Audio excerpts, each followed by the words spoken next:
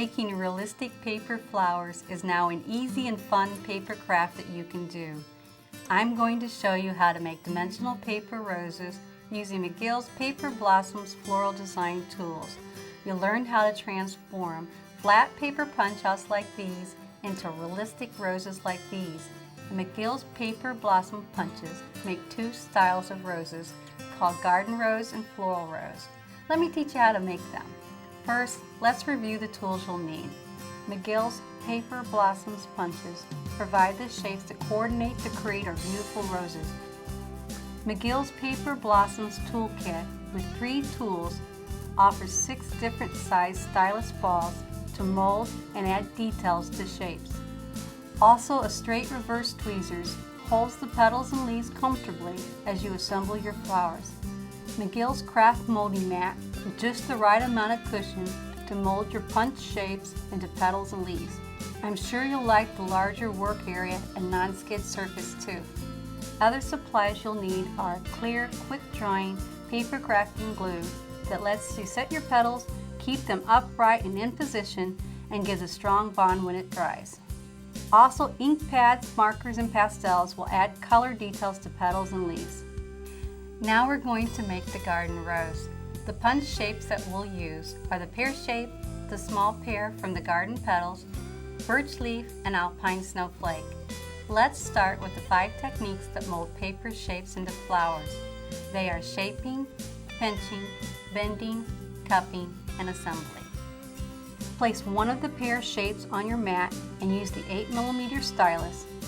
Press the stylus into the center of the petal as you move the tool in a circular motion over the paper.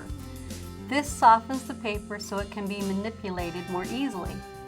As you do this, paper will begin to curl up around the stylus. That's the shaping technique number 1, and you'll use it to form the petals and leaves. Now take the curved shape and turn it around. Center the reverse tweezers over the narrow end of the shape. With your thumb and index finger, gradually pinch the paper around the tweezers. This prepares the end for attaching to the flower base. This is called pinching, and that's technique number 2. Next, hold the pinched end of the shape between finger and thumb. Use the tweezers to grasp the side of the shape and roll it back to form the natural curve of a petal. Repeat this on the other side. See how the petal's beginning to take shape? This is called bending, technique number 3. Let's put this aside for now and move on to cupping, which is technique number 4.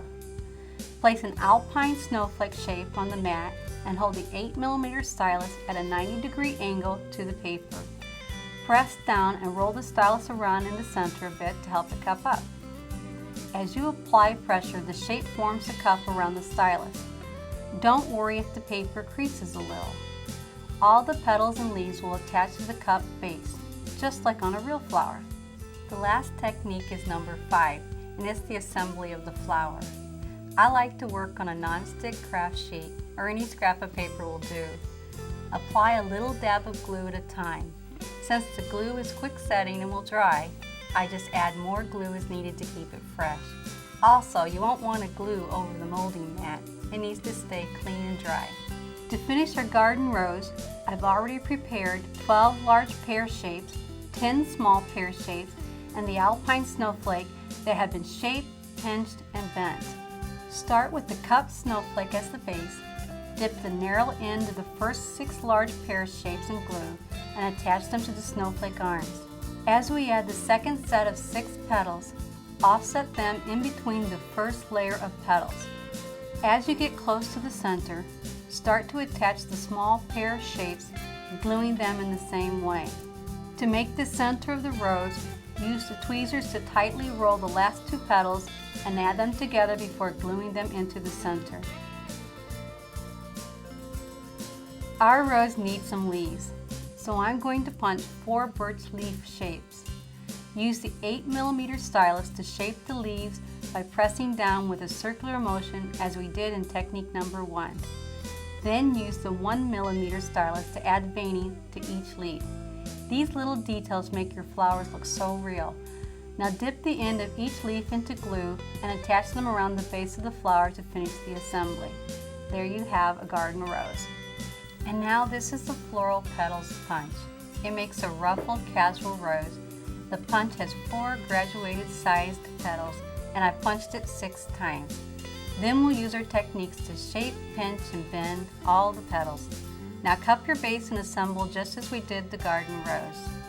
There you have it, a beautiful garden rose and a floral rose made with McGill's Paper Blossoms punches, molding tools, and 5 simple techniques. And look what I've created with these 2 different roses.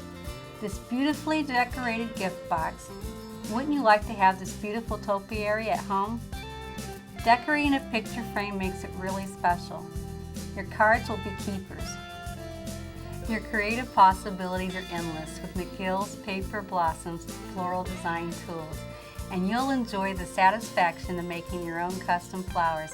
You can review these techniques and see more project ideas at McGillInc.com.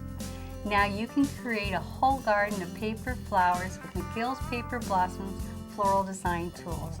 Just punch, shape, and assemble.